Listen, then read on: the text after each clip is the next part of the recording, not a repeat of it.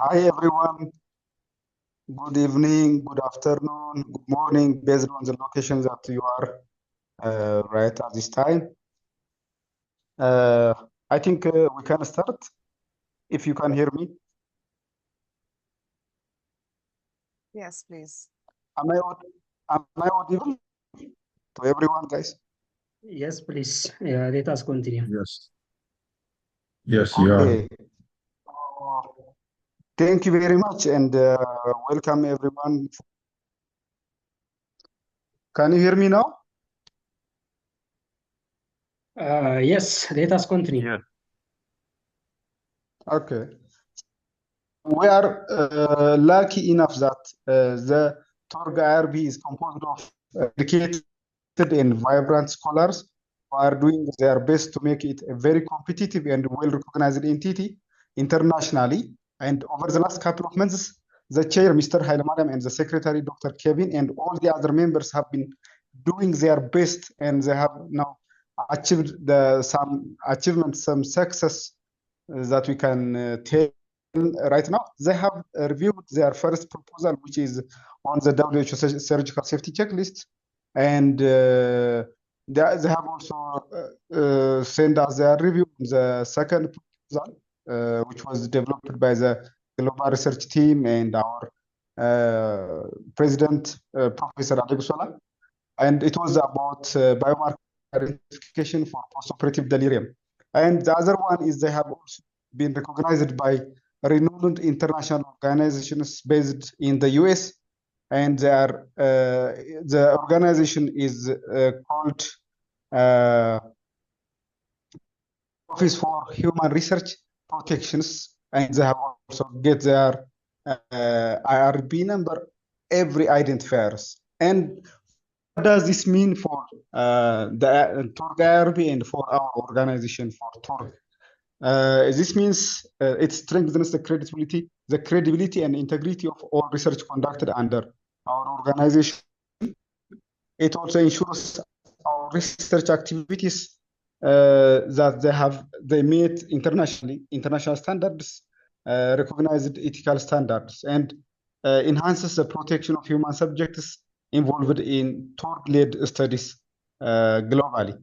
It also builds trust among partners, collaborators, and communities we serve, and it also opens great opportunities for global research collaborations, scholarly publications, and research training initiatives. So it also put TORG as a leader in ethical research governance in global surgery and allied health fields. So today's meeting, as I have tried to mention it earlier, today's meeting is an inaugural ethics congress, which is with a team of ethics in global surgery research, which is foundations, challenges, and best practices. So we have featuring expert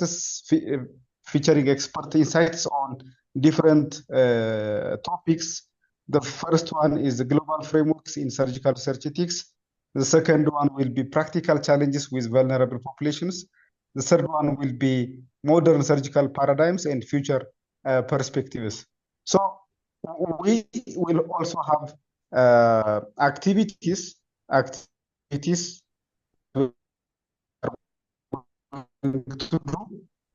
So some of the activities are we'll have someone who is going to read the biography of our speaker one, who is Mr. Dr. Aabid Ashraf, which will be introduced by Dr. Yusuf for 5 minutes, and the presentation will be also another presentation will be continued by Dr. Aabid Ashraf on ethical foundations and global frameworks in surgical research. This will take about 20 minutes, and the second one will be just introducing our second speaker, who is Mr. Siraj Ahmed, which will be done by Assistant Professor Demeke. This will also take 5 minutes. The other activity is going to be presentation by Mr. Siraj Ahmed, practical challenges, best practice in research ethics and vulnerable populations. and he will highlight on the consent issues, community engagement, cultural considerations, and what are the IRB perspectives for this one. So this will also take 20 minutes. The other one is the introduction of speaker 3 by Mr. Mesfin Abebe. Our third speaker is going to be Dr. Kevin, who is the secretary of our TORG IRB, and he will be using about 20 minutes, and the topic will be ethical practice in modern surgical paradigm and future perspectives. So this will also take 20 minutes. And the highlights are artificial intelligence, robotic surgery, robotic surgery. These are the highlights that are going to be presented by Dr. Kevin. And the next activity will be, we will have a 15 minutes questioning and answer session, so that we will proceed like this one. And the last one is going to be discussions, which are going to be questions forwarded from attendees or participants of this session. They are going to be addressed by the speakers and the moderator and by our president, Professor Abebe. So these are the main activities. Lastly, there will be a closing and key takeaways, which will include final thoughts from the moderator and announcement of upcoming engagement opportunities. We will also talk about these matters. So these are the things we are going to do. Thank you very much for listening, and I would like to allow our speakers to continue their presentations. Thank you very much. Thank you very much, everyone. Can you hear me? Yes, we can hear you. Thank you very much. Good afternoon and good evening, everyone. It's a great honor to introduce our first speaker today. Our first speaker is a general surgeon and a laparoscopic surgeon currently working in the Gulf of Asian Medical Center in Saudi Arabia. Apart from being serving on the Institutional Review Board of the TORG, he's also a founder for the upper GI Surgical Society, and surgeon based in UK. He holds a membership of the Urea College of Surgeons in Edinburgh, and he also serves as a peer reviewer in many journals, including BMJ, Springer, BMC, and Sage. So our speaker has worked vastly in the area concerning the subject he will be presenting on. And I mean, we will be very glad to hear him enlighten us on his experience regarding the subject matter, which is on the discussion point. So our speaker is no other person but Dr. Aabid Ashraf. Doctor, thank you very much and welcome.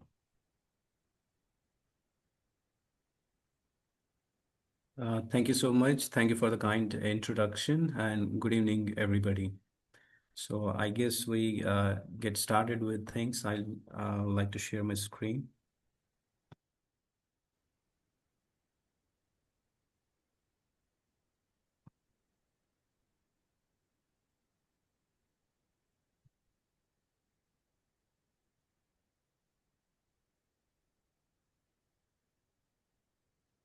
I hope it's visible to everybody. Yeah, it is visible, Dr. Aabid. You can proceed. So just a second. So today we'll be delving into the basic ethical foundations and some insight into the global frameworks in surgical research. We'll be underlining key principles and international standards that actually shape up surgical research. So the prime objective is to examine how these guidelines and frameworks actually impact real-life patient safety and drive various innovations and development in modern surgical practice. So there are four basic principles to consider, as is true with, as is true with clinical practice as well. There's an overlap. So the four principles are autonomy. This is the most fundamental. Autonomy, non-maleficence, justice, and beneficence. So what autonomy means that patients' rights take precedence over everything else, even if it comes at the cost of the surgical or the medical innovation.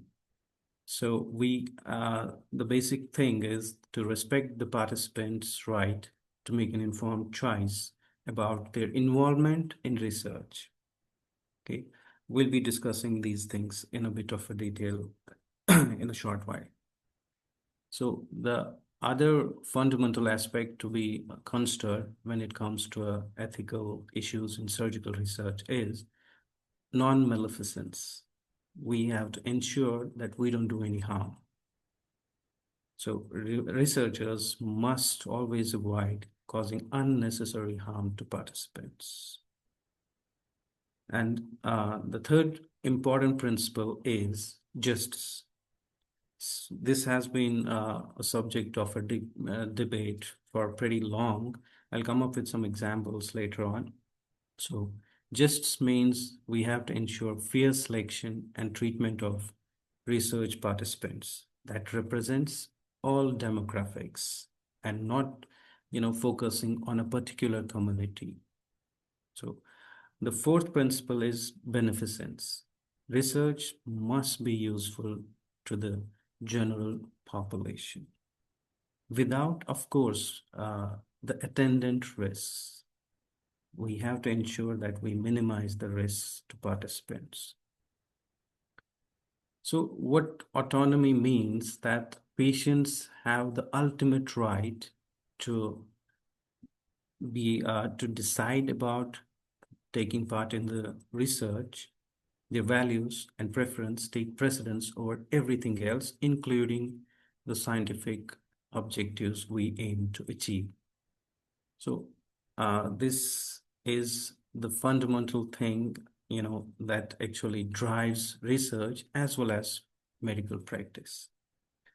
But it's very important to understand that consent is not a one-time event. It's not about signing a form. So it is a continuing process. What that means is that patients have a right to withdraw from the research at any point of time without any consequences.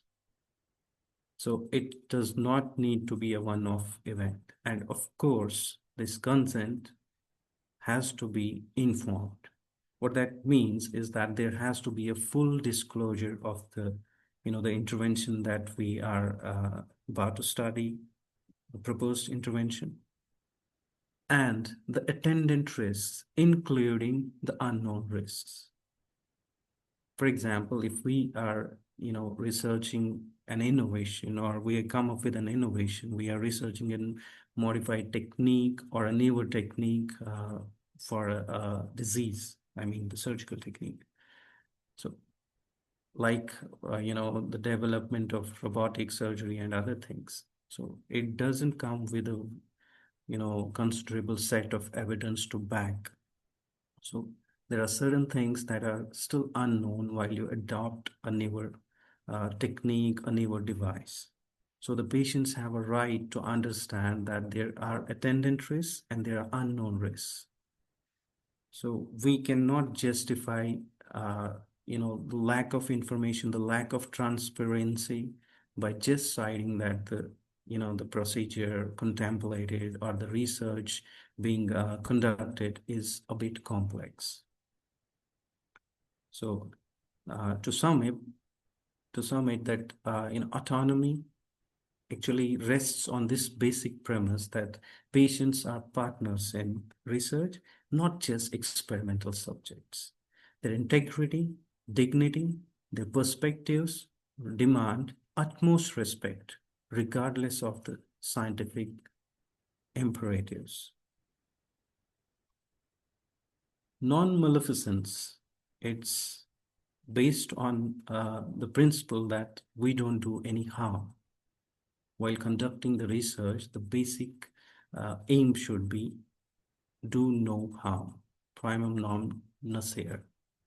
So that's the crux of the research, that in, in disguise of achieving better things or better scientific progress, we don't, actually end up harming the participants. And this is not something that is new. This ancient principle has been in literature, although not much organized, but, since early times. So what actually non-maleficence entails, we have to rigorously assess the harms against anticipated benefits. So, as you know, surgical interventions inherently involve risks that are, not attendant to other forms of research. So that's where surgery is a bit different. Surgical research is a bit different because we have real and potentially serious risks involved.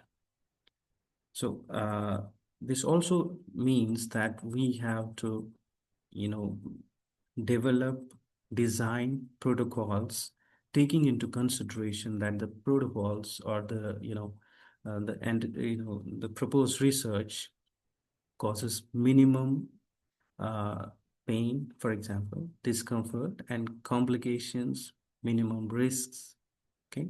And in most of the good centers, we have safety monitoring boards that provide independent oversight. So why this is important is that non-maleficence actually means that you have the courage to terminate the research when the participants face unexpected risks, even at significant scientific cost. Even if you have made significant scientific progress and you feel like the results are quite imminent, but if there are, unacceptable risks, you should have the courage to terminate the research. Justice. Justice means that there has to be equity in surgical research participation. The study population must span socioeconomic and demographic boundaries. Exclusion criteria should have scientific, not convenience-based justification. So what this means is that whatever research is being proposed, it must represent the population, not just a specific community. Okay? And it should be a meticulous selection, not based out of your comfort. And the surgical advances that we aim to achieve should extend, to the entire population, not just a specific group. Research protocols should actually address implementation in resource-limited settings. We have to keep in mind that, there are constraints with resource allocation in different setups. So the protocols need to consider those things as well. Burden distribution means that the risks of experimental procedures cannot fall disproportionately on marginalized groups. There's one example on this. I'll come to that later on once we discuss Belmont report. So there have been historical exploitation patterns, particularly concerning the Global South, where research were conducted and the burden fell on a specific community. So this actually demands pretty much, vigilant approach and strong measures to counteract this, irregular burden distribution. To sum it up, justice demands that the participants who bear risks of surgical research should actually be benefited, regardless of their socio-economical and demographic position. Beneficence. That means we advance care through ethical research that entails principles like active promotion of good. We should actively pursue the patient beyond the standard care. Benefit should extend not only to future patients, not only to current patients, but future patients and broader populations, even beyond the studied demography. And all this is to be done while aiming for risk minimization. That protocols must include safeguards that exceed the standard clinical practice. You have to keep checks in place to prevent, risks and untoward effects, untoward results, untoward fallout.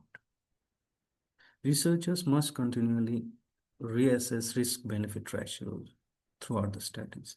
As I made it clear that this is a continuum.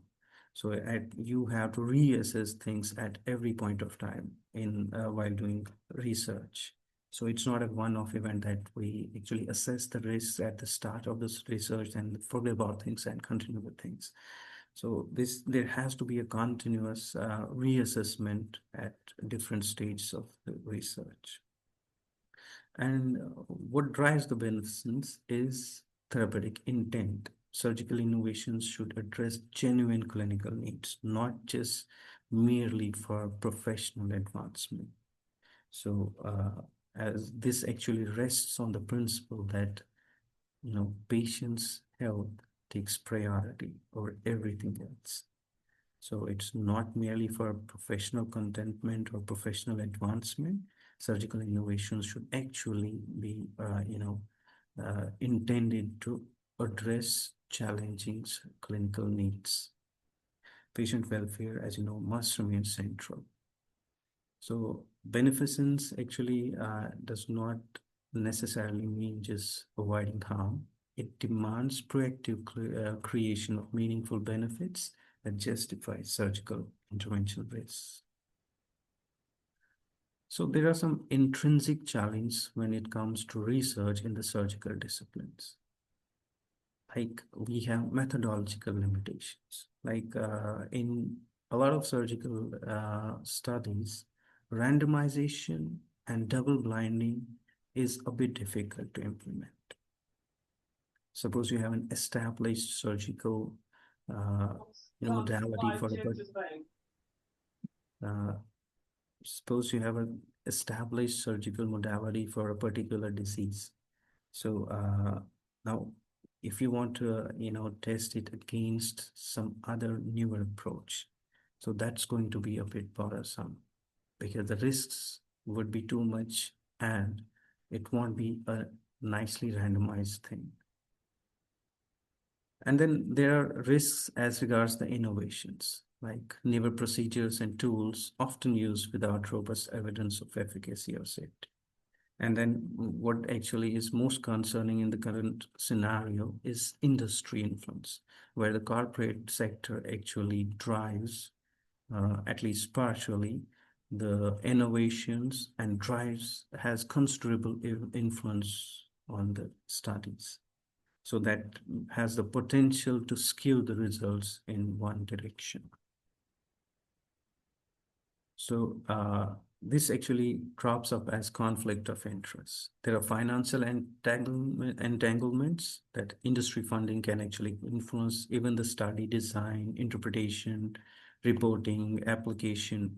And then there are institutional pressures, like particularly for professionals in their mid-career level, where they have the stress to actually, aim for better, more publications and career advancement.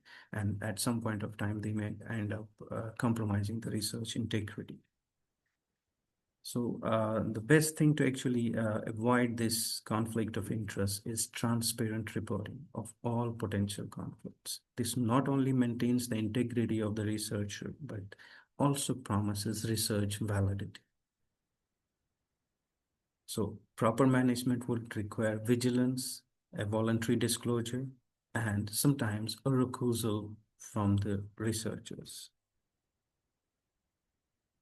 So the global ethical frameworks in surgical research, the most prominent ones are Helsinki Declaration. This has been going in update since 1964, the latest update being in October 2024. Then there are WHO guidelines, there are local regional laws, there's a US common rule that provides legal foundations for research protections, and then there are professional standards set by professional societies. It would be a bit exhaustive to talk about individual, guidelines. So I will just go through a couple of those. So it all started with the Nuremberg Code. That was the first international document establishing voluntary consent as absolutely necessary. So in 1964, the World Medical Association adopted Declaration of Helsinki. This was, primarily focused on physician-driven ethical principles for medical research involving human subjects. Then in 1979, the Belmont Report was framed. This established three core principles: respect for the participants, beneficence, and justice, and laid down the frameworks for achieving the respective things. And in 2000s, digital ethics have started to come up to address the, newer modalities like AI, robotics, and the big data that's in our theaters nowadays.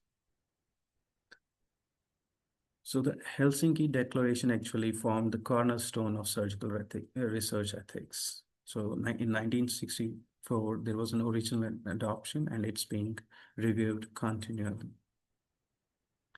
So the key revisions as of 2024 are: it not only strengthened requirements for informed consent, there's a post-trial access to intervention that has been proposed, a research registration. Nowadays, you actually have a lot of things, like if you are, for example, doing a systematic review, you can register it on a portal like Prospero, just to increase the transparency and prevent plagiarism and other things.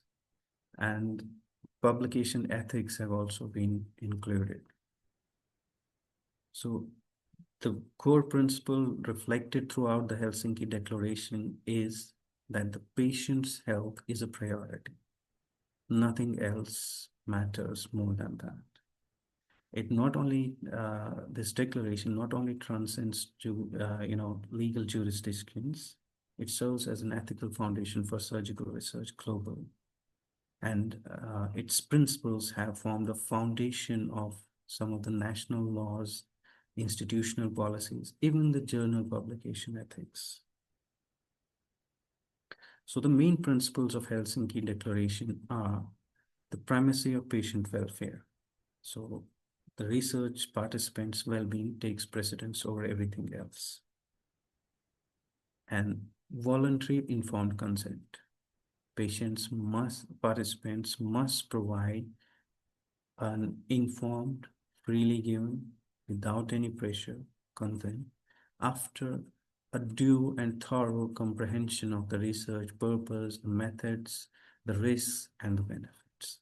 And as I said, that the consent has to be continual. Okay. Third thing is scientific validity requirement. Research must be methodologically sound and justified by potential value of the knowledge to be gained. So, and it has to have a favorable risk-benefit ratio. If some research is attendant with an adverse risk-benefit ratio, must not be pursued. The declaration also mandates independent ethical review. That's where the institutional review boards come up. Privacy protections and equitable selection of participants. These principles actually form the foundation of IRBs worldwide.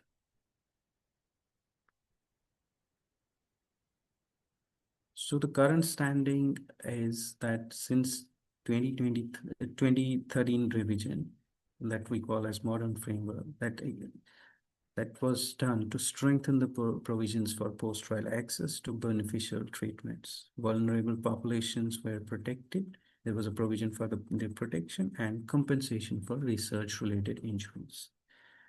And all clinical trials must now be registered in publicly accessible databases. You have portals for the registration of studies. Before even the recruitment begins, this actually enhances transparency and prevents publication bias. And this has expanded the informed consent with the inclusion of biobank research, incidental findings, and data sharing considerations that were absent in earlier versions. Nowadays, the consent has to include a statement on data sharing as well. Another,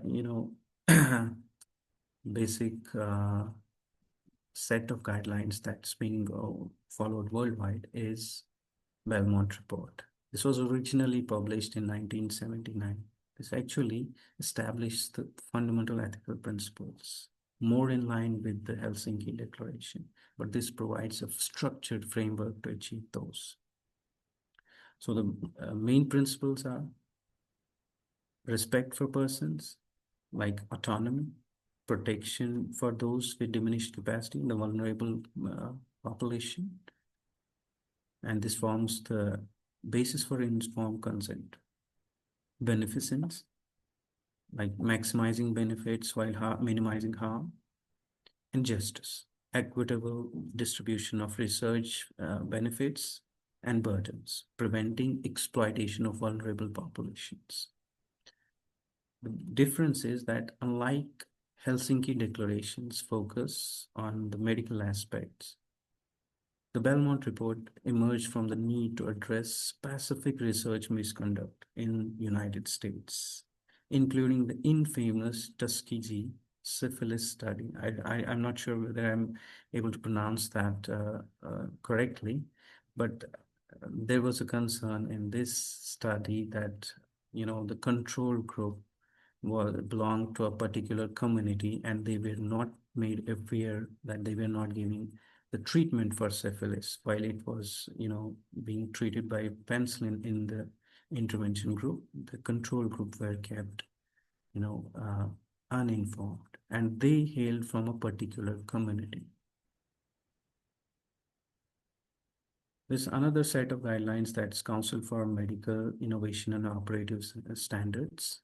So this was established in 2003 to address the unique ethical considerations because of the emerging surgical techniques and technologies that traditionally, that the more traditional frameworks didn't address, like with the advent of AI and robotics. So this has become all the more imperative. So it pioneered a three-tier system, distinguishing between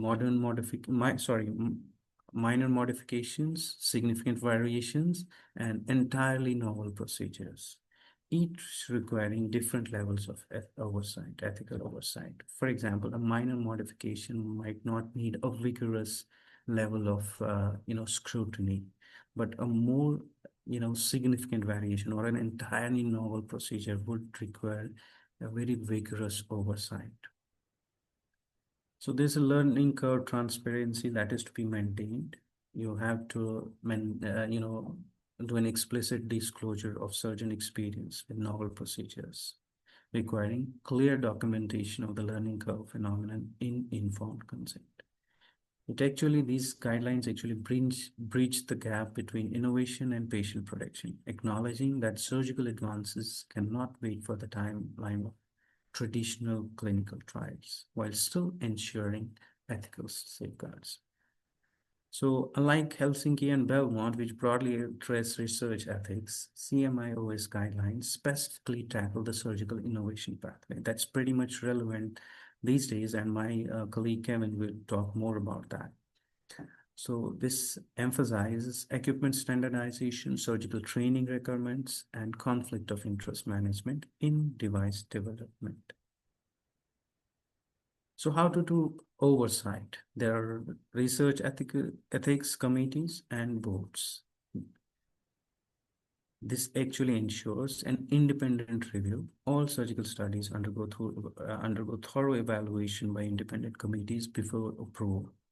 And a risk assessment, committees carefully weigh the risk benefits, the methodology, and the consent procedures.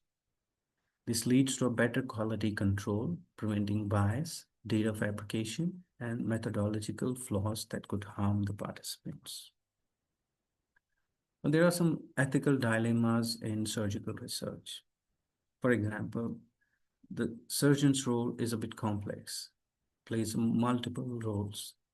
He's not only the care provider and the advocate of the, the newer technique, the modification, but also a researcher at the same time. So there's a potential to actually for the inadvertent bias to creep in.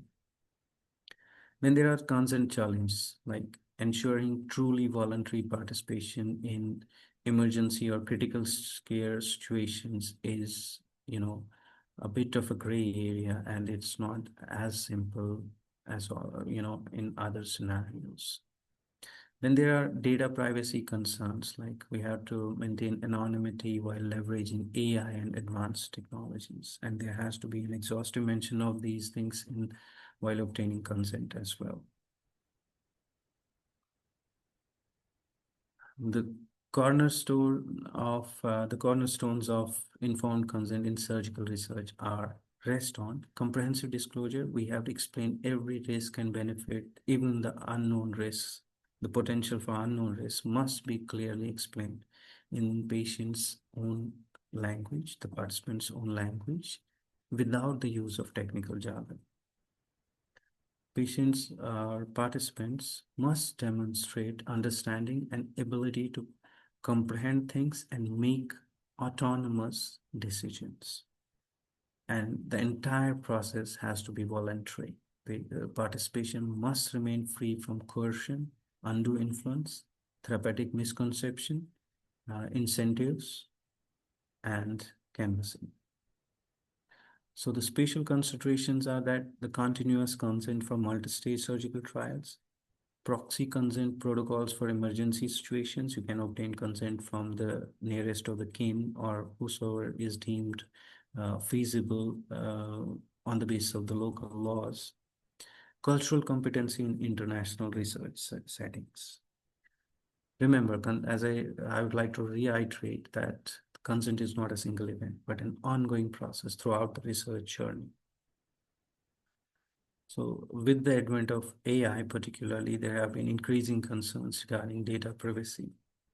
De-identification protocols must remove 18 HIPAA specified elements from research data sets. Okay. So this is regarding the, patient identifiers. It's a bit exhaustive. So it would be outside the domain of the current discussion. So data storage, encrypted repositories can be kept with controlled access that prevent the unauthorized use of sensitive surgical data. And you must have been aware of the, data leaks from some of the, well-reputed centers. In India, there's, a pioneering center in Delhi, AIIMS, All India Institute of Medical Sciences, and that I guess a couple of years back that suffered a massive data breach. So we have to take measures to prevent such incidents. Sharing protocols, international transfers require additional safeguards beyond standard consent provisions. That's why in most of the countries we have an apex body to oversee the sharing of data with other countries.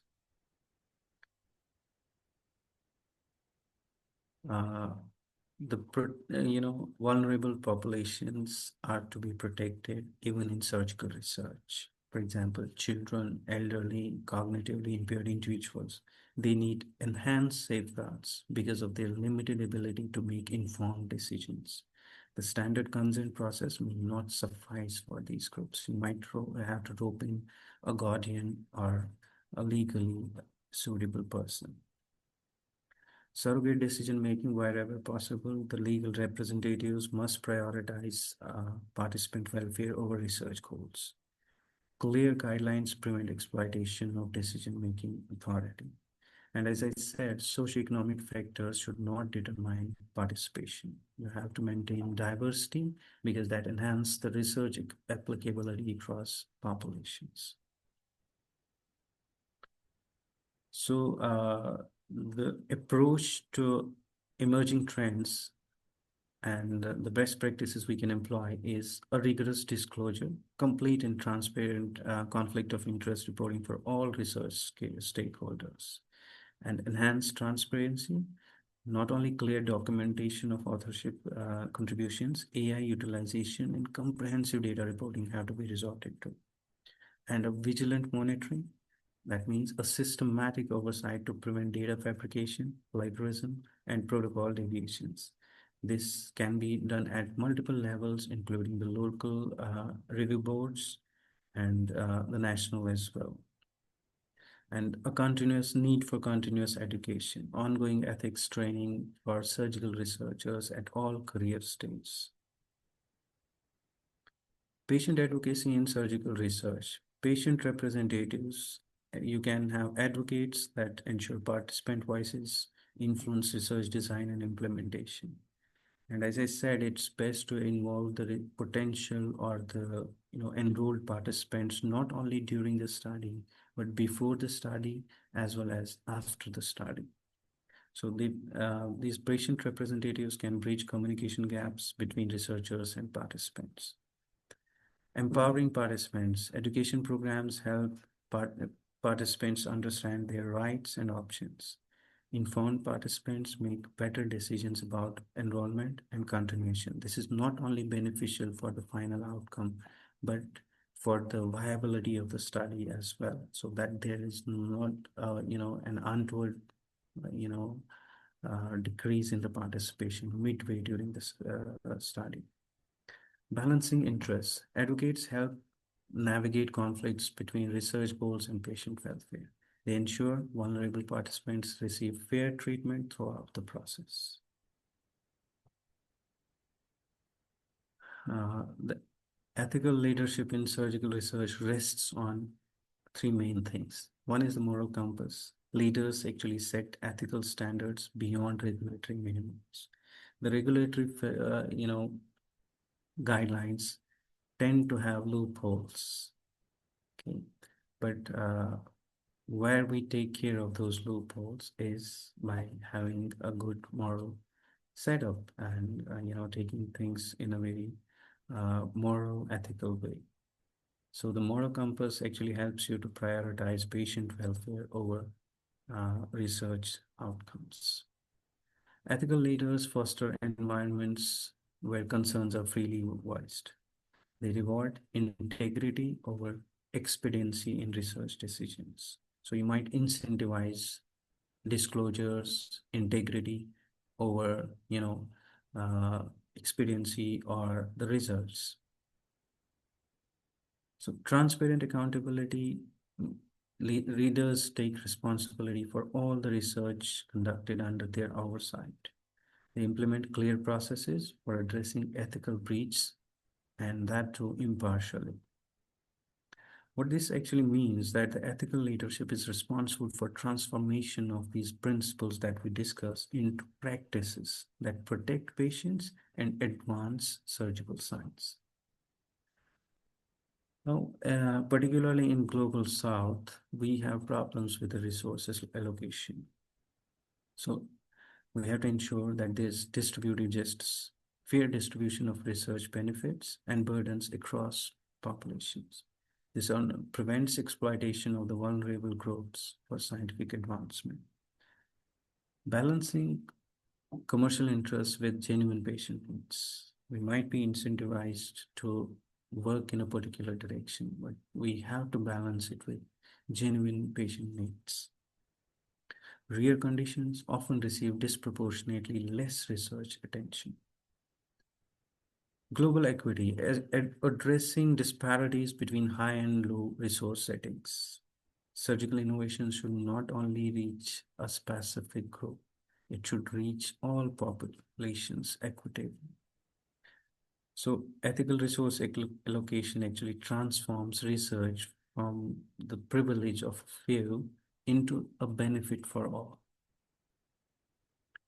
Now, coming to cultural considerations in surgical research, cultural competence has to be, taken into account always.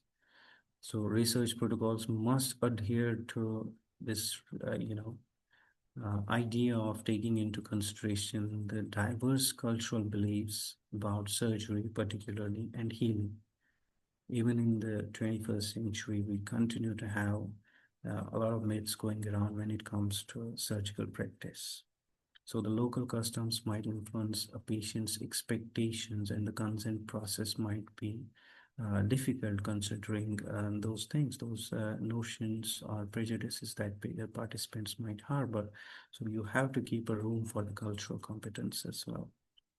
Communication barriers, language barriers create challenge in obtaining informed consent, in explaining things thoroughly to the participants and obtaining feedback as well. So wherever possible, you must use the local language. Translation must preserve both scientific accuracy and cultural nuances. Ethical relativism. This means that researchers must balance universal ethical principles with cultural sensitivity. That means researchers must tailor the universal principles to the local dynamics. Avoiding both ethical imperialism, and that's very much in discussion these days. There's every sort of imperialism these days. I guess it was always there, but people are recognizing it more frequently now. And moral relativism requires careful navigation. So the cultural awareness transforms research from a culturally blind to a culturally responsive process, ensuring ethical integrity across borders. Now, there's always an impetus for, creating things. So innovative technologies, novel interventions like surgical robots and AI-assisted procedures have come up. They have raised unique ethical questions. Just as an example, I'm currently working on, analyzing the ethical concerns in the levels of autonomy that a surgical robot currently has. So this has far-reaching ethical implications and legal implications as well. So this presents a very unique ethical scenario. And as of now, there aren't clear-cut guidelines. So but the basic premise still holds true that participants deserve transparency about the technology's experimental nature. So data collection, real-time monitoring actually generates vast data sets requiring robust governance. Nowadays, you have, surgical robots with a real-time, recording of the procedure, and this actually generates a vast amount of data. And how you actually monitor that data, how you actually store that data, that's, pretty much concerning.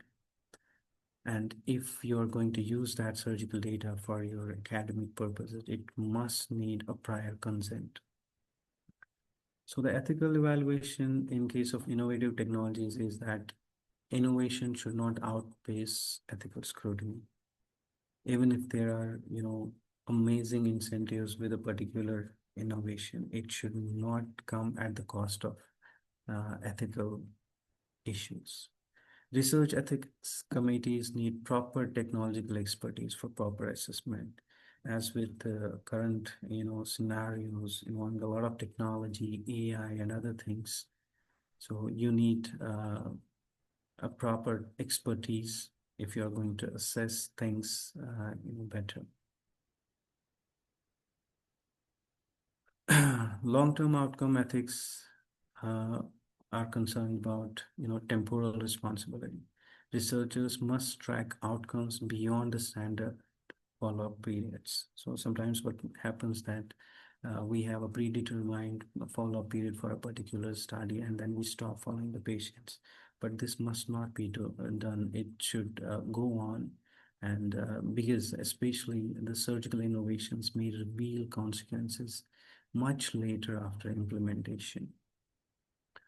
Novel procedures may affect future generations as well. So the ethical frameworks must consider delayed and multi-generational effects. So something that's being, introduced now might have consequences that we'll come to know maybe 30 years down the line. Data infrastructure, long-term registries require sustainable funding models. So the patient tracking systems must balance follow-up with privacy concerns. So the message is that ethical surgical research acknowledges that true outcomes unfold over lifetimes, not merely the trial periods. Now there's, a concern, like we talked about the cultural impact as well, that, how about the local versus global? So like we discussed that there are international universal standards like Helsinki, Belmont, CIOMS, they establish the baseline ethical requirements. These frameworks provide the guidance, but may not address the specific, challenge that are unique to a particular demography, that are unique to a particular resource setting. So the local frameworks have to be evolved that actually rest on these broader principles, but take care of the local dynamics, the cultural impact into consideration. Local realities like research constraints, healthcare infrastructure, community values, these are specific ethical considerations, and while tailoring the local ethical policy, we have to be taken into consideration. The standard of care definitions vary dramatically between high and low resource settings. So this is fluctuant. Ethical navigation means surgical researchers must balance universal principles with contextual adaptation. Success requires collaborative ethics development with local stakeholders and communities. So we have to actually, the universal principles provide a foundation and on which we can build the local guidelines. So we don't have to. Sorry to interrupt you, Dr. Aabid. Yes. We have presenters, so if it is possible, it would be great if you just make the presentation faster. And if you finish it I'll with just, I guess I'm left with quite a few slides only. I'm about to conclude. Okay. So that's the last one. So Okay. just concluding, ethical rigor protects patients' rights. I mean, the participants are the most fundamental thing when it comes to ethics. So at the same time, and it advances safe innovation and makes room for, preservation of public trust. So the global collaboration actually strengthens oversight and improves research standards worldwide. That's why, these declarations, which are widely adopted, have come up. The future of surgical success depends on balancing technical skill with moral values. It should not come at the cost of participants' well-being. And I will conclude with this statement that the patient's welfare or the participants' welfare must remain the focus of all the research we do, regardless of the scientific imperatives. Thank you very much.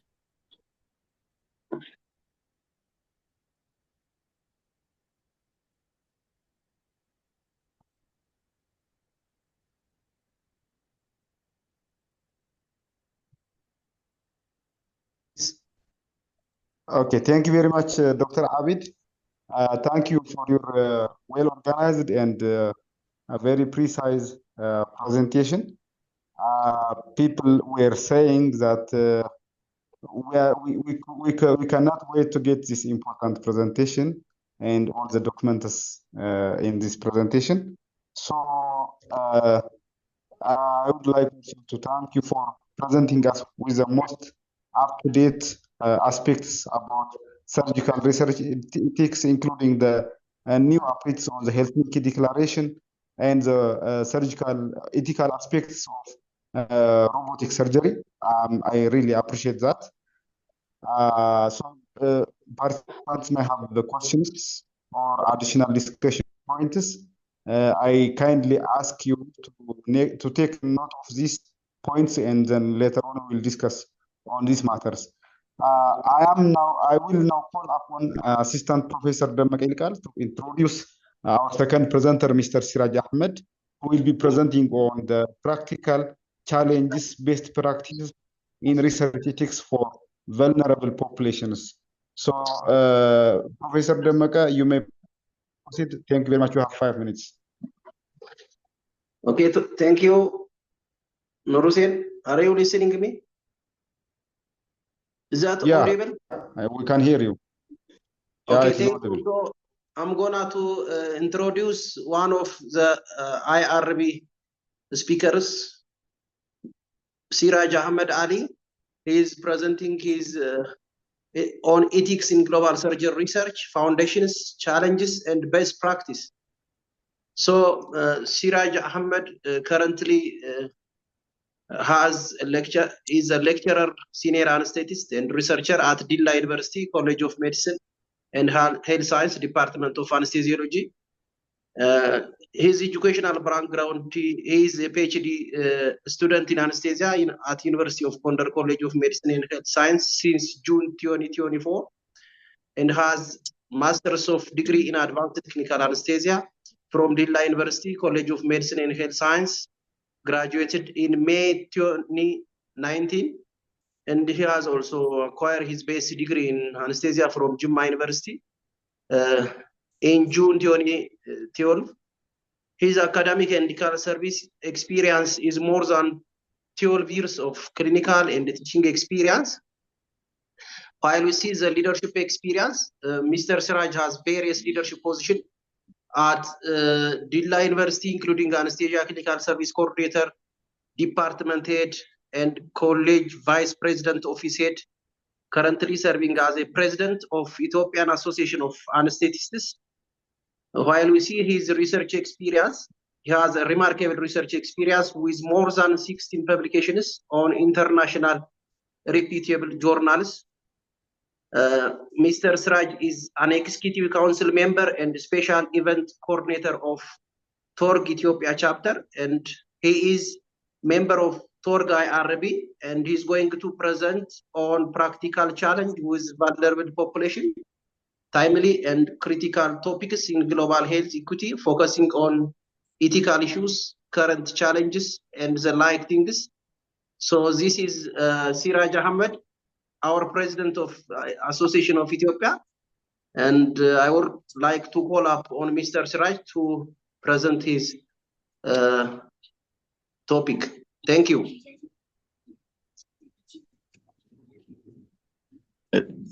Thank you very much, everybody. Can you hear me? Yeah, it's audible. Sure. Okay.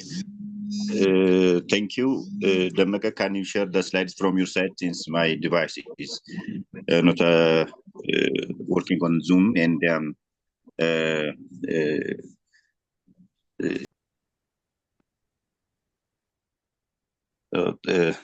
thank you for your patience, everybody. So I will try to talk about some issues related to the practical challenges of vulnerable populations in research. So most of the issues have been tried to address by the first presenter, Dr. Aabid, and my pointers of views are usually related with the vulnerable groups of populations in clinical research, especially. So next slide, please.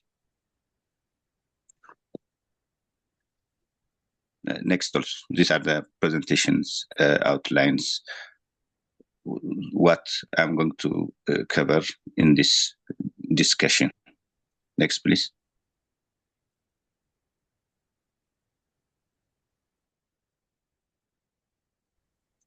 So the first thing, what are the vulnerable populations in research? So vulnerable populations, usually when we say vulnerable, individual or group of people that are at increased risk of searches, collecting data, exploitations during dissemination of results that they are not interested in. So due to certain factors that limit their ability to protect themselves and their interests also. So these are groups of individuals. Actually, the factors that exposed them for increased risks during clinical research, especially, are two factors: extrinsic and intrinsic. So extrinsic factors that endangered those individuals or groups of population are usually economic factors like poverty or lack of education and the likes. And the intrinsic ones are severe illness, actually health-related issues, and intellectual disabilities, also the emotional developments, and also developments in psychological aspects. So peoples who are vulnerable, endangered during clinical research usually are the poor populations from every community and elderly populations during data collections, children's due to different factors related to inability of their capacity, underdevelopment, and the likes, and disabled populations also, and the likes are minorities. So why are they considered as vulnerable? So when we say these groups of populations are vulnerable, because they are not relatively empowered to protect themselves when we compare them when we compare with that of a researcher or a data collector. A data collector or researcher or an investigator is more empowered during data collection or conducting clinical research. So they may enforce those individuals that are vulnerable to give the information or the lacks for the purpose of the research, while those individuals or groups of populations are not able to protect themselves, their interests, their privacies, and the likes. So due to socio-economic factors, legal and medical, and even political factors, they may have end up with such vulnerability. So category of vulnerability. So we can categorize vulnerability in terms of, actually, we can say it factors also. So health-related category. So people in such scenario, they may have been in critical vulnerability, especially people with chronic illness, people with mental illness, we can categorize as health-related vulnerability. In case of socioeconomic, we can say economic factors like poverty, education, house insecurity, and the likes. This population may end up with enforced giving of information and the likes. So the other category we can say is geographical. So rural population or people living in conflict areas or displaced peoples living in the refugees and the likes, they may have also a factor that make them endangered for giving their information. They are in the situation that they cannot protect themselves, their views, their privacy information, the likes, due to such categorical vulnerability. And the other one is political or legal status vulnerability. For example, patients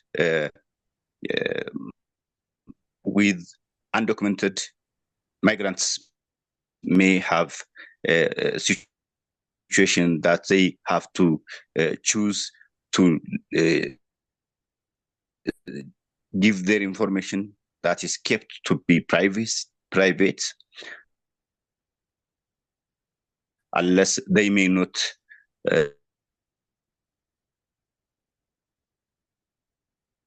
allowed to live in the area they are migrating in. So this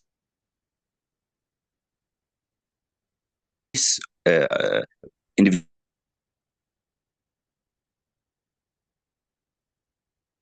are vulnerable for research. And the other is cultural and linguistical barriers, categorical vulnerability of individuals. Next, please.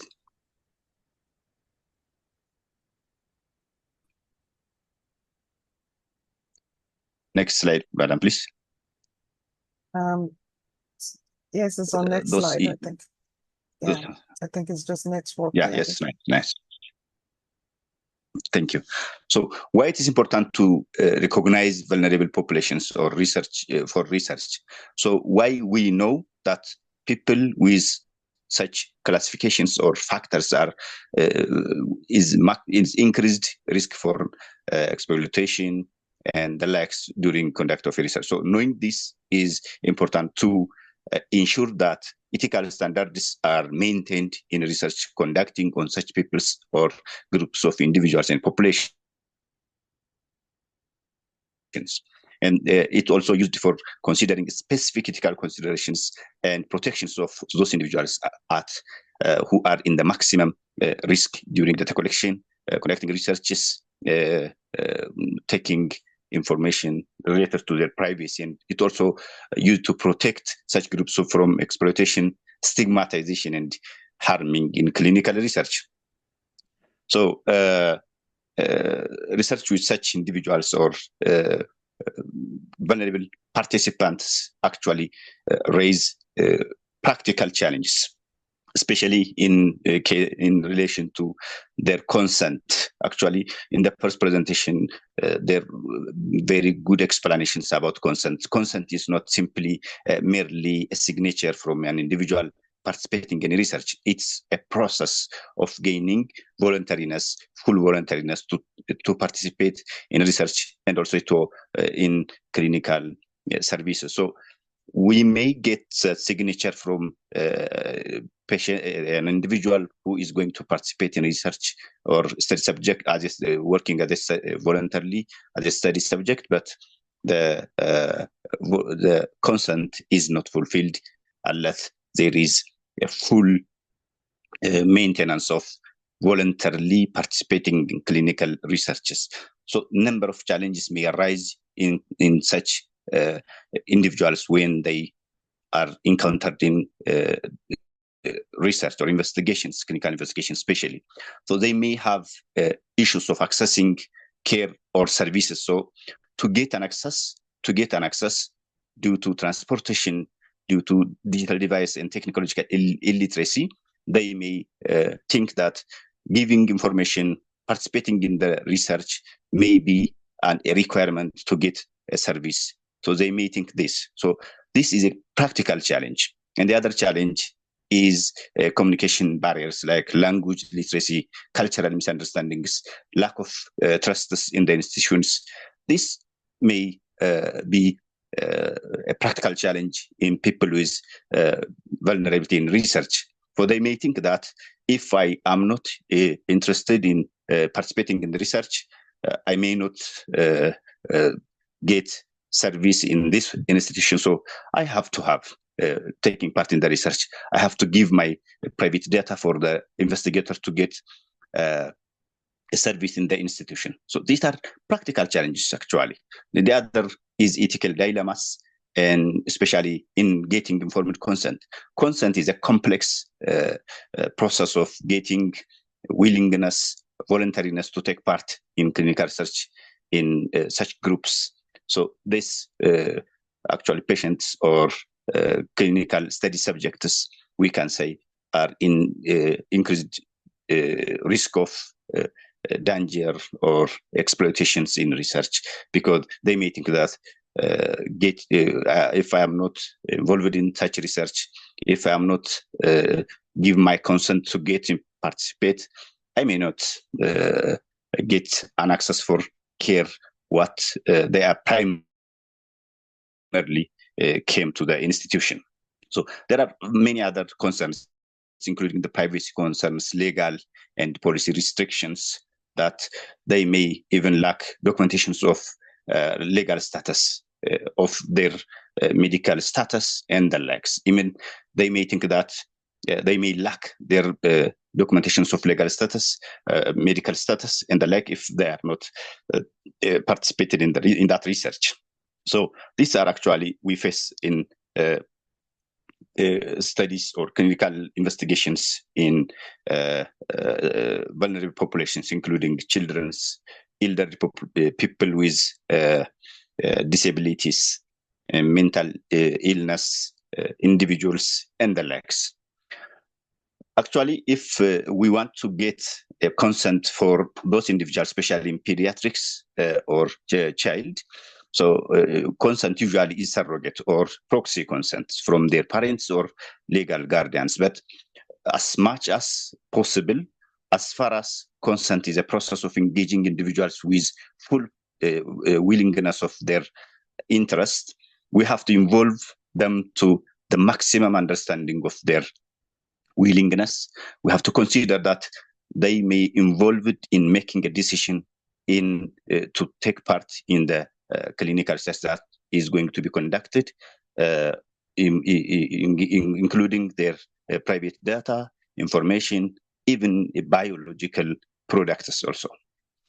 Even though the signature or the final decision is surrogate or proxy, but the individual should be participated.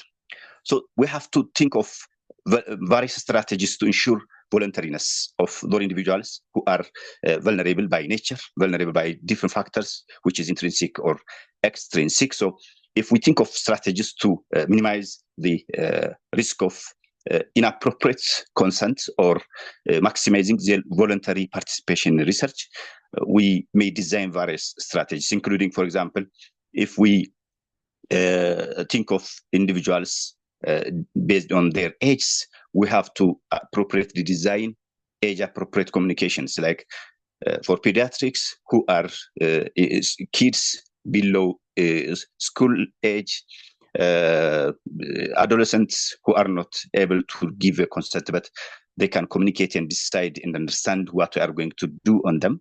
So we have to design age-appropriate communications for them. And the other one is training of researchers to maintain the voluntariness of individuals and protection of risks of those people with vulnerability, increment from the society, of the community, or the clinical subjects. And also we have to maintain an ongoing consent processes, starting from discussion, briefing, information adequateness, and involving those parents and the likes.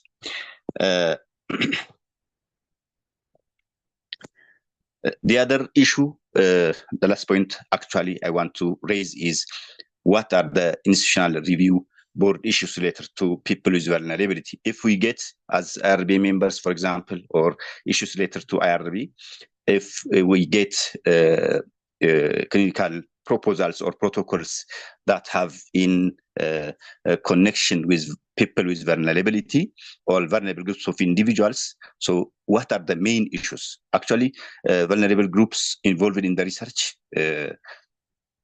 should be in a standard maintenance or in a maximum safeguarding of those individuals to minimize the risks of harm and exploitation of those individuals.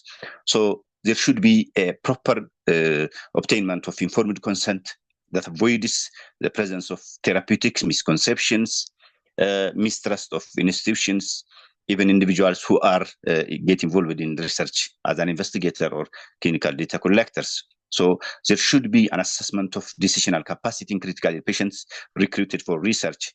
Elderly people with critical illness or comorbidities may be in less capacity to decide, but we have to get involved with them. We have to assess their capacity to decide. And finally, we may even engage a type of proxy consent from legal representatives or such like. So researchers and other institutions who overtake or oversee clinical researches, such as ethical review committee or ethical review boards and the likes, must work to decrease risks of harm for vulnerable participants in general. And cultural competency as a practical solutions also can be identified. Cultural competency trainings of professionals who pursue research, for example, anyone involved or trying to conduct an investigation on people with high vulnerability should have a cultural competency, or what cultural issues related to those individuals should be understood easily. So community engagement and participatory approaches is also can be considered as a practical solution or during IRB issues of reviewing protocols or proposals involving people with high vulnerability, emphasizing also the need for inclusiveness, compassionate approaches, and context-aware practices among researchers, clinical data collectors, and even the member who are working in IRB member should be also focused. So finally, we have to have an encouragement of ethical sensitivity in all interactions involving people with high vulnerability. So this is actually in short what I want to transmit, because more of the ethical issues have been even discussed in the first presentation by Dr. Aabid. Thank you very much.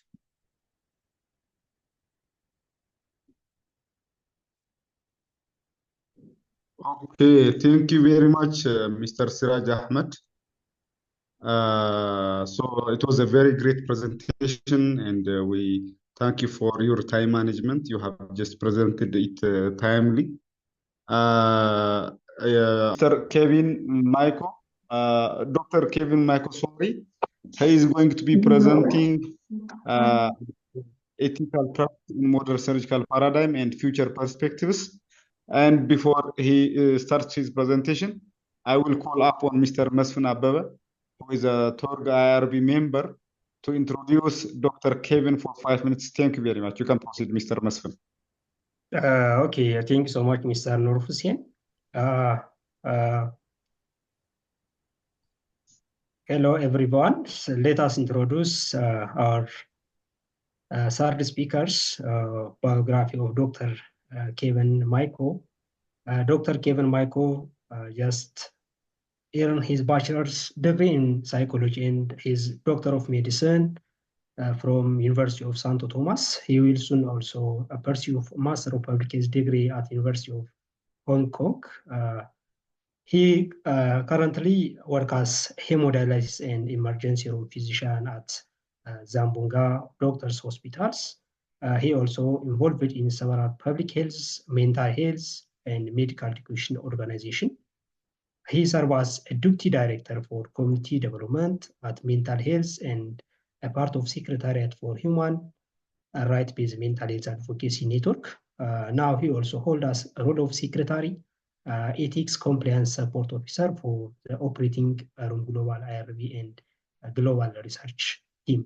Additionally, he also a member of technical and policy committee of the Philippine Society of Public Health Physicians.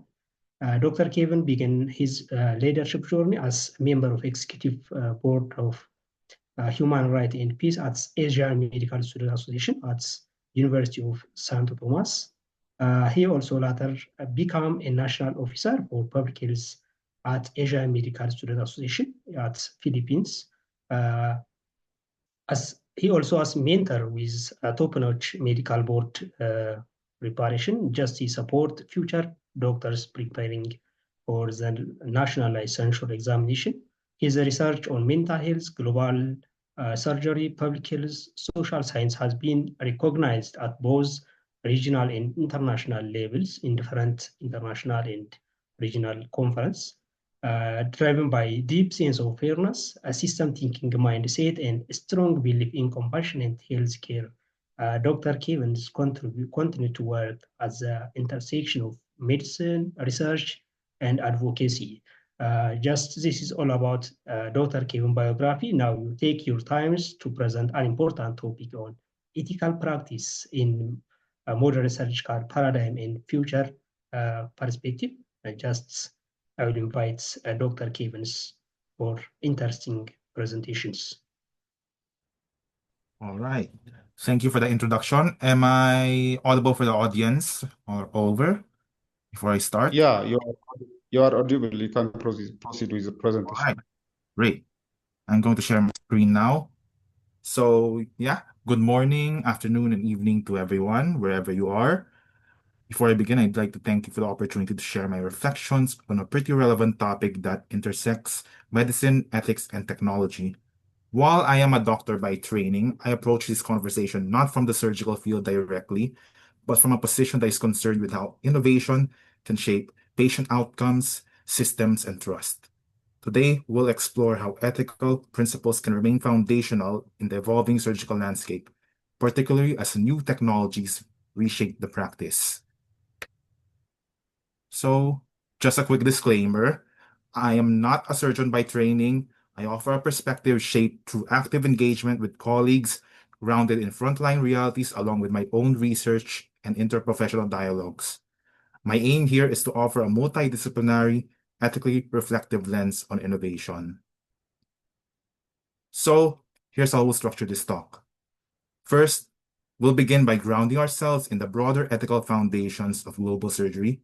After all, surgery is not just about the OR, it's also a public health issue. Next, we'll look at how artificial intelligence and robotic surgery are transforming the surgical landscape, from decision support algorithms to robotic-assisted procedures. We'll examine what's currently in use and what's emerging. Then, this section about ethical challenges is the heart of our discussion. We'll unpack the specific ethical dilemmas that arise with these technologies. We'll touch on patient autonomy and consent in an AI-driven world, data privacy, algorithmic bias, and the changing role of the surgeon. Then we'll turn to solutions on what ethical best practices look like in implementation as future perspectives. We'll end with a call to action on how we can advocate for patient-centered, ethically sound innovation. With this in mind, let's begin setting the context. So, we need to understand where the greatest surgical needs lie. Over 5 billion people lack access to safe, affordable, and timely surgical and anesthetic care, all according to the Lancet Commission. This isn't just technical or medical gap. It's an equity issue, a justice issue to say. Access is limited in low and lower middle income countries, where even up to 9 in 10 people cannot access basic surgical services when they need them. When we talk about global surgery, it's not just the operating room. We're talking about maternal health, cancer, trauma, cardiovascular disease. These are all fields that require surgical access, making surgery an indispensable part of universal health coverage. And so we arrive at our core question. How do we ethically scale surgical innovation in a world so unequally equipped? This is where the classic ethical principles must guide us. These has already been mentioned earlier, so I'm not going to go into them in depth.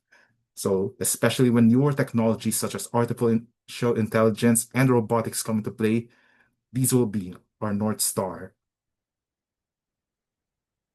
So, in the recent years, we've seen how fundamental transformation in how surgery is conceptualized, not just a manual skill, but as a system being increasingly integrated with intelligent technologies. So what was once science fiction is now slowly becoming reality. AI is revolutionizing surgery by embedding itself into every step of the surgical continuum. In fact, from diagnosis to preoperative planning to intraoperative navigation and postoperative monitoring. Take a look at the image here, for example. Just from this surgery here in the South China Morning Post, reports of a surgery being done in where the surgeon is in Tibet, but the patient is all the way in Beijing. So that sounds exciting, isn't it? Robotic platforms now support minimally invasive and even remote surgeries, just as what I discussed, improving access for underserved areas and improving surgical dexterity. So from surgeon-led to tech-augmented workflows, this shift marks a movement from how a traditional surgeon-centric model where decision-making and execution are distributed between human and machine. This leads us to a paradigm shift. The surgeon is not just a conductor, but also not just a solo performer. So as autonomy of these systems increases, so too the ethical dilemmas. We often hear that innovation is usually the answer, but we need to ask ourselves, what problem are we solving? And are we also creating new ones? AI and robotics promise efficiency, precision, access, but they also introduce complexity and risk. Much of AI's appeal comes from its promise, but in practice, that doesn't always fall within expectations. Regulatory systems struggle to keep up, and clinical trials validating AI tools are often lacking. As mentioned earlier, there's a quiet cultural shift happening. The surgeon's role is transforming. Even the patient too is navigating unknowns. How much do they understand about AI's role in their procedure? This leads us to talking about concerns such as accountability, trust, and bias, more of which we'll discuss later. Let's begin with informed consent. What does it mean to say yes to a surgery today? Let's begin by asking, when a patient gives consent, who or what are they trusting? Increasingly, the answer is not just about the surgery itself, but it's also the algorithm. Yet, artificial intelligence isn't easily explainable even to the one using it. Take a look at the figure on the right side of the screen here. This is just from a study here showing that while patients may feel adequately informed after AI-assisted explanations, there are still concerns about data privacy.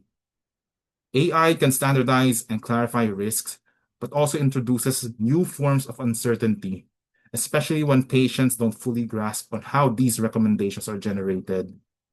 And let's just say if the surgeon cannot interpret the algorithm's reasoning, can they even explain it to the patient?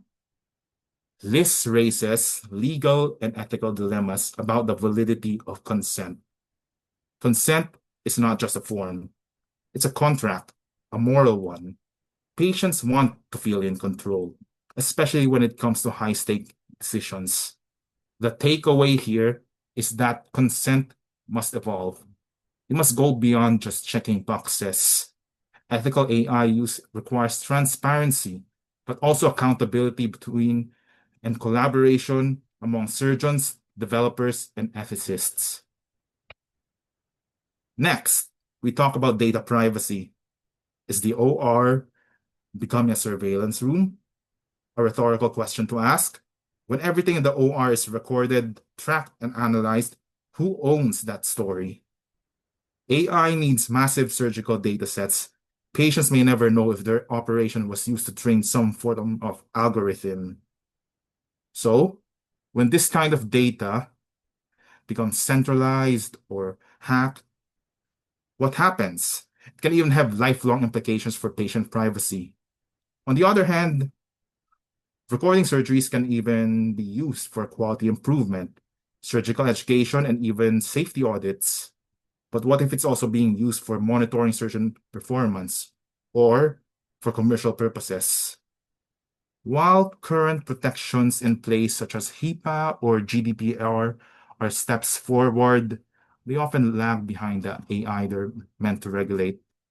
While there are new techniques such as federated learning and differential privacy offer solutions, but implementation is uneven.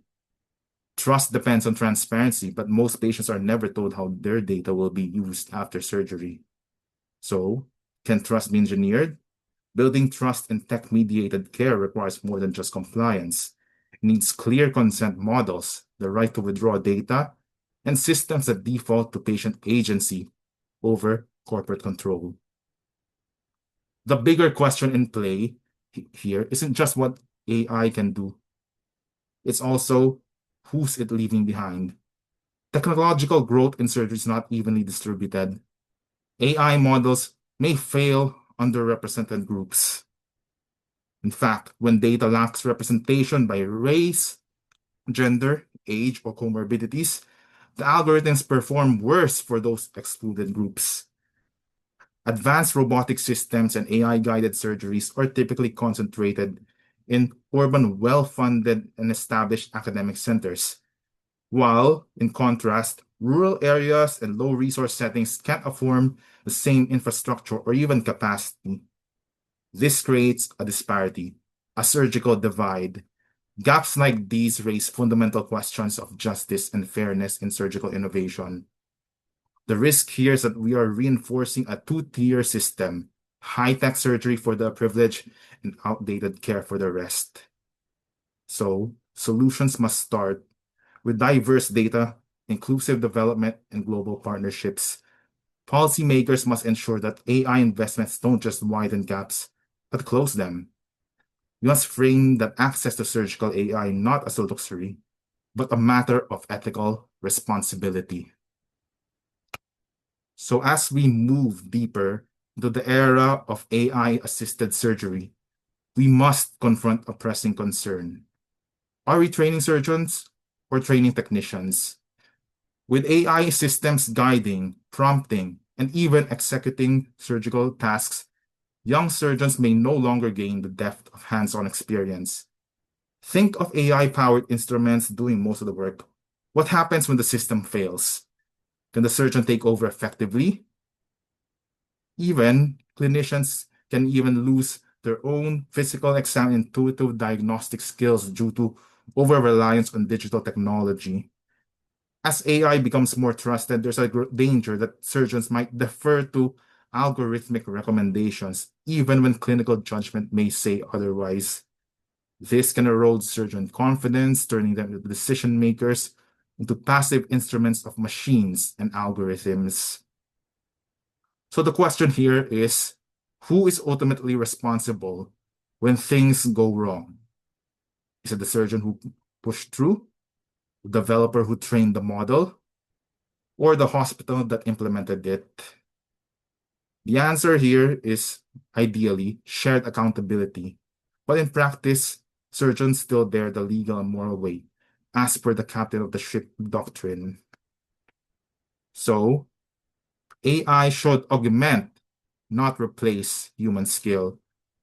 Core surgical training must continue to emphasize manual dexterity, critical thinking, and decision-making under pressure. Trainees must learn with AI, but not depend on AI.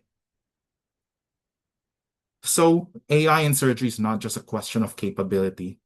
It's a question of access, equity, and cultural fit. While high-income countries' HICs are optimizing surgical precision with AI, low and middle-income countries, or LMICs, face a different challenge. So, this leads us to ask, how do you integrate cutting-edge tools in systems that lack basic resources?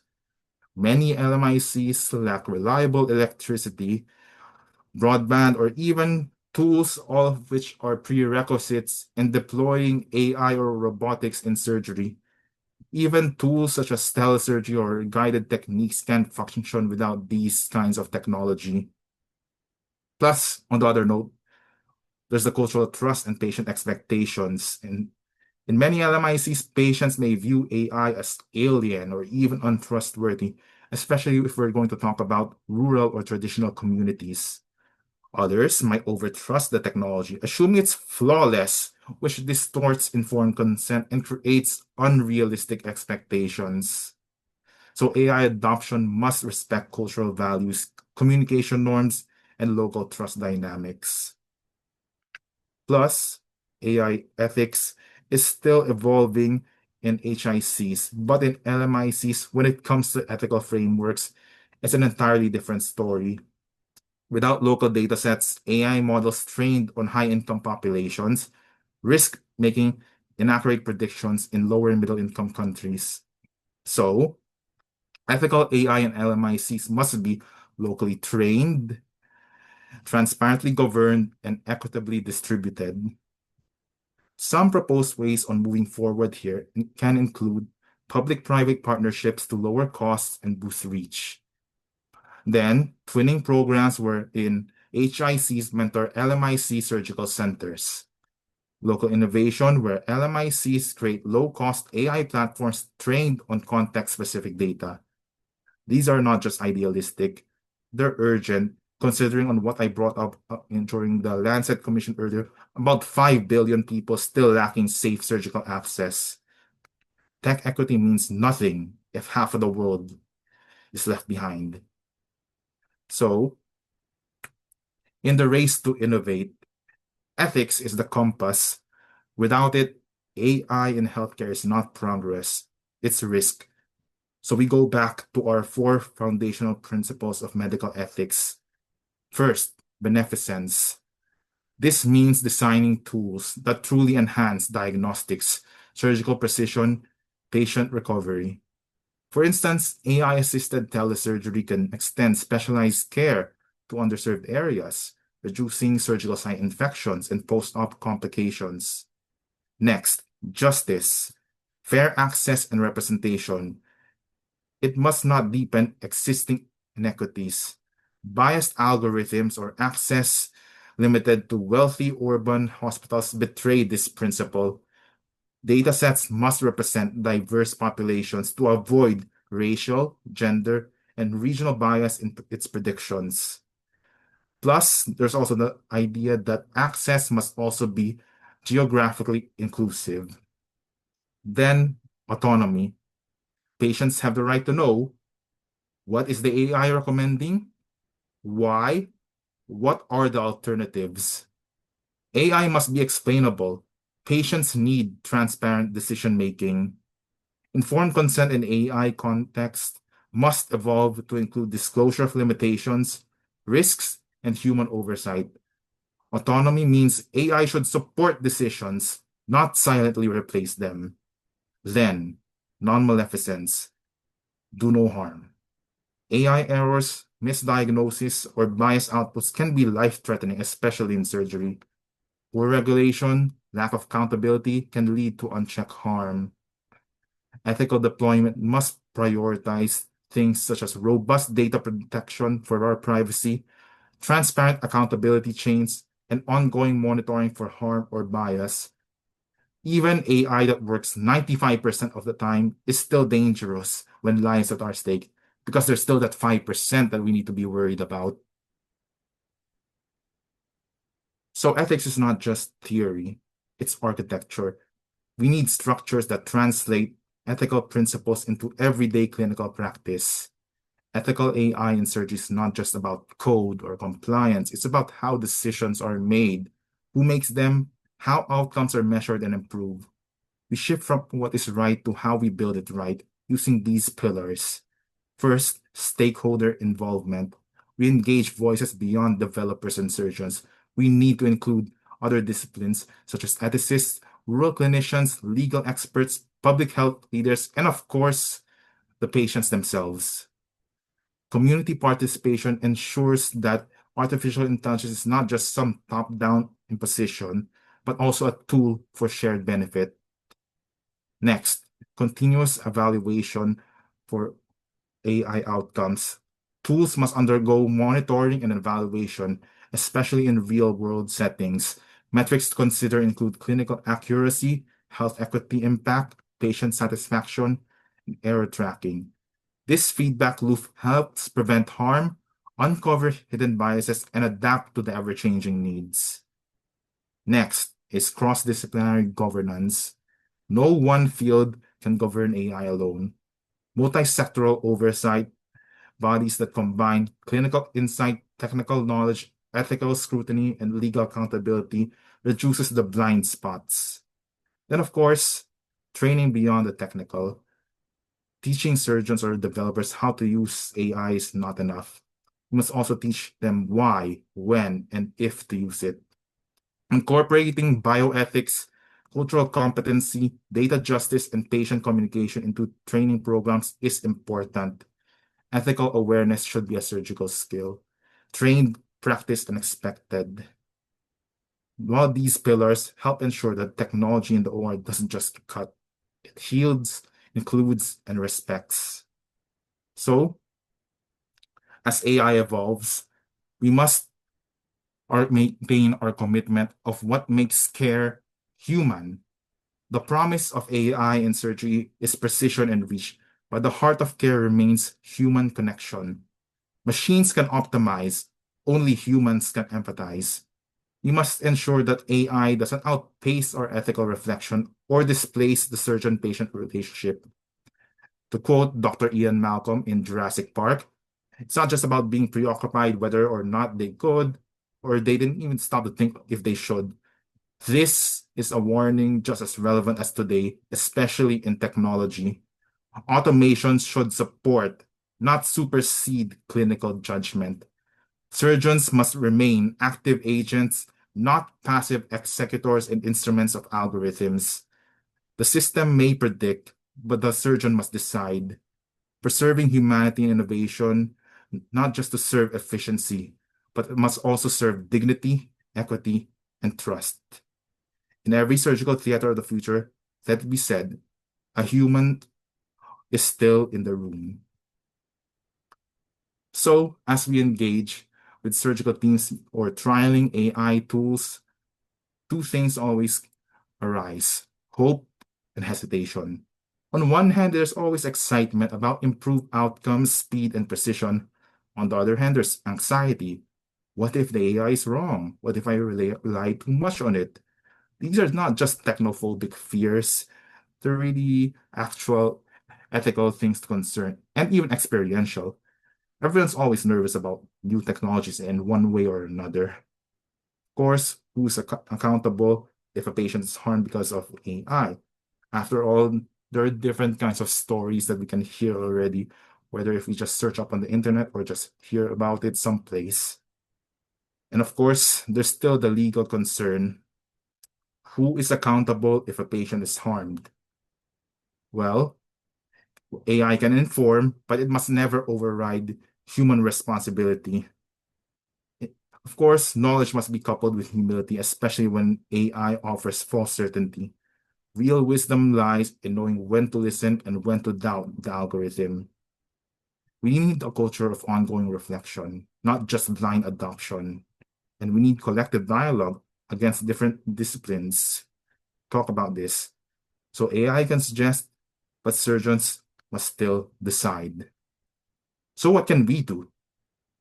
Innovation is not just in the OR, but it can even begin as early as the classroom. Let us embed ethical reasoning into surgical education, because a surgeon who can question why, not just how, is a safer, wiser healer. AI is being trained with data from everywhere, so it must be built for everyone. Support international research partnerships and ethical frameworks. Let voices from lower middle-income countries, rural systems, and indigenous health wisdom help shape what responsible AI looks like. This is a shared future, and we must co-author it globally. Inclusion is not just a buzzword. It's also a clinical necessity. If your AI doesn't see everyone, it fails someone. Let's advocate for diverse data sets, gender-sensitive design, and access that doesn't discriminate based on geography, wealth, or identity. The future of surgery isn't just surgical. It requires voices from ethics, law, technology, anthropology, education, and even patients themselves. Stay open to these hard conversations. Stay open to even being wrong from them. It's in these kinds of dialogues that better futures are born. This is not just about a revolution of technology. It is a human revolution. Let's rise to meet it not just with skill, but with integrity, courage, and collaboration. And with that, in all our talk around AI and surgical robotics, we must ask, are we advancing because we can or because we should? Innovation alone isn't enough. It becomes meaningful only when it is human-centered, improving lives, widening access, and preserving dignity. Otherwise, we risk building systems that forget compassion. Ethics can not always just delays to innovation. They're not barriers. In fact, they're bridges, guiding us from what is possible to what is right. They make us pause when we're tempted to rush. And of course, in healthcare, that pause saves lives. To quote Dr. Ian Malcolm again from Jurassic Park, about how scientists were so preoccupied whether or not they could, they didn't stop to think if they should. This does not just apply to ideas of prehistoric dinosaurs, it also applies to science itself. So let's not make that kind of mistake and heed that warning. Advance with caution because lives are on the line. Creativity because problems are complex. And care because without empathy, where's the humanity? Progress isn't just about how fast we move. It's about who you bring along and how safely. Let us be the voices that leads not only with code and computation, but with conscience, courage, and clarity. Let us ensure that the future of surgery is not only possible, but ethical, equitable, and truly healing. And with that, this ends my presentation. That is all. Wow, what a presentation, Dr. Kevin. Thank you very much. Using robotic assisted surgical procedures and AI assisted surgical interventions. But the ethical aspects of robotic and AI assisted surgeries should be addressed. So you have presented us with a very impressive and up-to-date aspects of these issues, these modern surgical interventions. I would like to say thank you again. So especially from your presentation, there was an expression that says the system may predict, but the surgeon must decide. This is really impressive. This is really, really impressive because a human-made algorithmic surgical intervention should never override the roles of very knowledgeable and experienced human surgeons. So that's a very good explanation. So having said this, I think we took time, and we will just make the questioning and answer session a little bit shorter, and then we will have a few discussion points that needs to be forwarded, and finally we will have a closing remark, and that would be done by our president, Professor Adewsala. So the floor is now open for answers. I only accept few questions because we are running out of time. So you guys are welcome to forward your ideas. Thank you very much.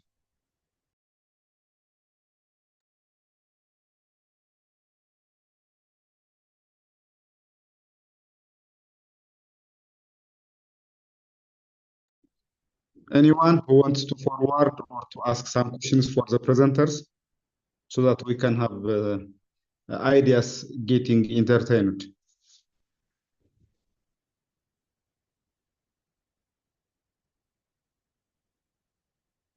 There are appreciation comments in the chat box.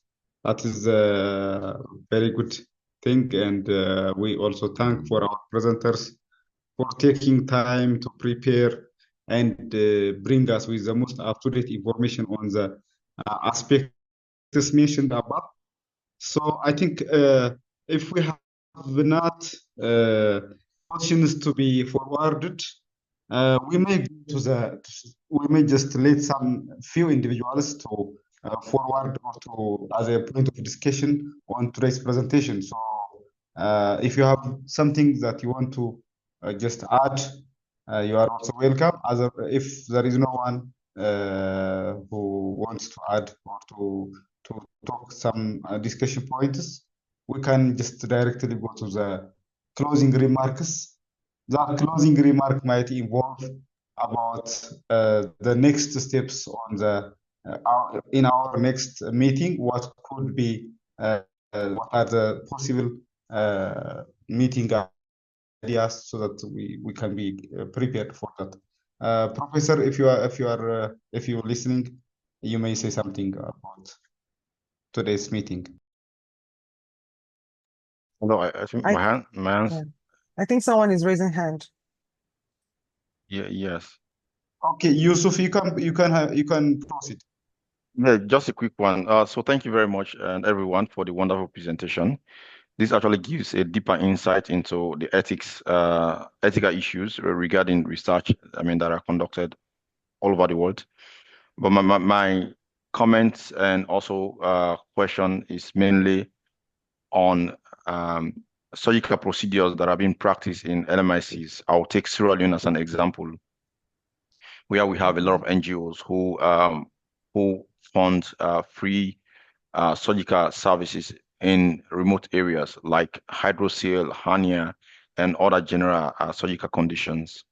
And in my experience in most of these surgical services is that the procedures to follow ethics is not rigorous.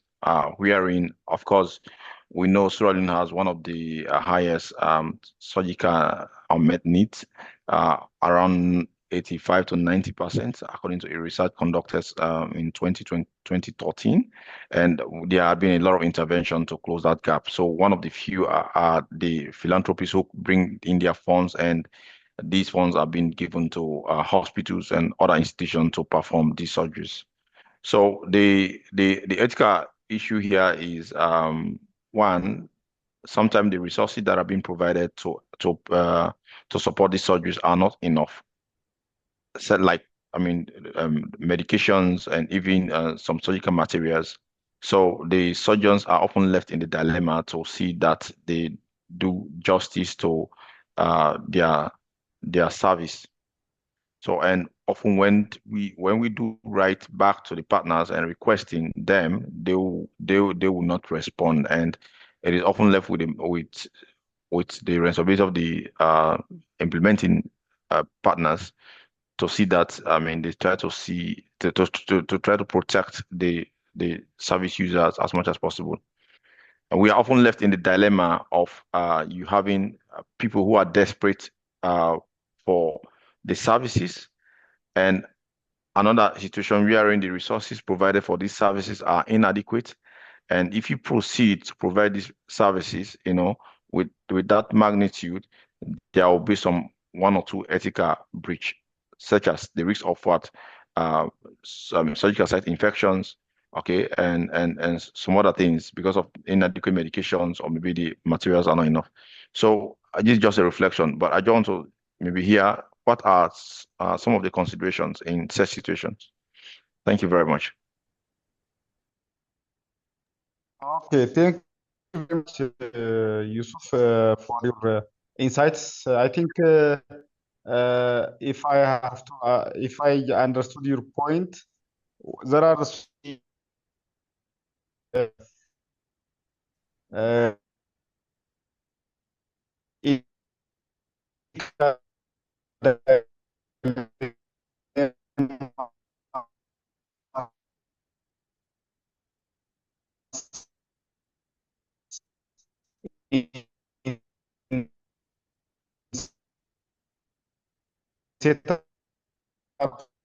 Can't quite hear you. I don't know if it's my network or yours. Resources are limited and patients are where there is high patients. This is most of the time. Is that okay? So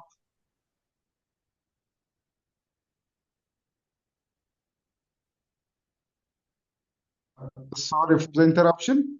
So I think Yusuf has raised a very important point about limited resources, or in setups where resources are scarce and the burden of surgical patients is high, and there are dilemmas that are just for the clinician or for the caretaker. There are okay. Can you hear me, guys? Is that audible? Yes, I can hear you now. Okay, so anyone who wants to forward Yusuf's question or any point, maybe you can add. Otherwise, it is a very common thing, especially in conflict-affected zones, conflict-affected environments. There are resource limitations, and the burden of surgical patients, especially trauma patients, is high.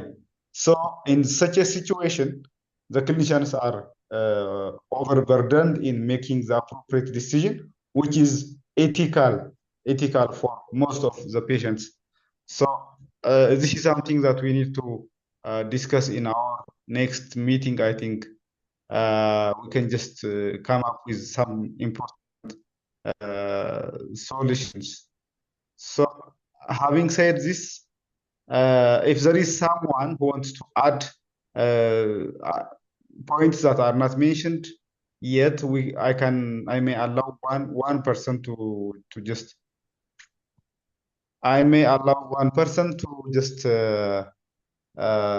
raise one point. Otherwise, we will directly go to the closing remark, and I would be happy if our President, Professor Abdulsalam, makes the closing remark. Thank you very much. Thank you, everyone. That was a brilliant session. I really want to say a million thanks to everyone, to the entire Institution Review Board of the Operating Room Global TORG. And I also want to say thank you to the Director of Global Research in TORG, that's Assistant Professor Nurhusen, for taking up this role even in short notice. Thank you so much. I want to say thank you to the organizers, to the facilitators, to the session chairs, to all the speakers. I want to say thank you to all the leaders, the partners, everyone that connected from all over the world. Thank you for joining the session. I must say that this Congress actually marks the pivotal moment for TORG IRB as we actually celebrate our ethical leadership in surgical research. It's been, the journey has not really been long with TORG IRB. It was inaugurated recently, just a few months ago, and having an inaugural Congress today means that this is just more than an event. It's actually a landmark affirmation of the role that ethics must play in advancing surgical science, especially as we have seen in all the presentations in low resource settings, especially for vulnerable populations as well. Recently, as we are aware, and as part of the introduction from the Director of Global Research at the start, the TORG IRB actually was registered with the United States Office for Human Research Protections. That was recently, and also got this FWA, that's Federal-Wide Assurance, for another 5 years. And that implies that whether you are leading a multi-country trial, whether you are conducting community-based participatory research, or you are having innovation in surgical education, so IRB is actually now positioned internationally to review and give you an approved ethical compliance for your work. So let this Congress today, let it inspire everyone. Let it actually equip us to do research that not only heals, but honors humanity. Like the second speaker actually mentioned that, you know, AI can actually can give you instruction, give you suggestions and everything. The human would still need to decide. So we have learned a lot from today. Me as a person, I've learned a lot from today. We've heard a lot of insights that actually reinforce our belief that ethical excellence is not optional for everyone. It is essential. We need to uphold the highest standards in research oversight and actually promote a culture that is of trust, that is of safety, and that has justice in global surgery. We learned about the autonomy, justice, the principle of non-maleficence and beneficence as well. There was a lot to take home from today's session. So I really want to say thank you, everyone. Thank you to the entire team. Thank you to the TORG Global Training. Thank you. I believe we now all know that this TORG IRB qualification-wise, protocol-wise, and registration-wise, they are equipped to actually review and to monitor global surgery research protocols so they can support you and provide ethical oversights for actually invasive surgical procedures as well, including clinical trials. They can support multinational audits. They can support national audits. They can support training-based research. They can support quality improvement projects or anything you want to do that promotes equity, maybe safety in surgical research, and including vulnerable populations as well. So in TORG, we're actually, we want to uphold ethical research excellence for a safer and more than just the surgical world. So thank you so much, everyone. Thank you for joining, for taking the time out of no time to connect. I believe you have seen all the documentations in the chat box. Maybe if you have not seen them, you can go through the chat box. There should be the 3 presentations from tonight in the chat box. And this inaugural congress is accredited with 2 CPD points, which is going to be for everyone. If you have participated tonight,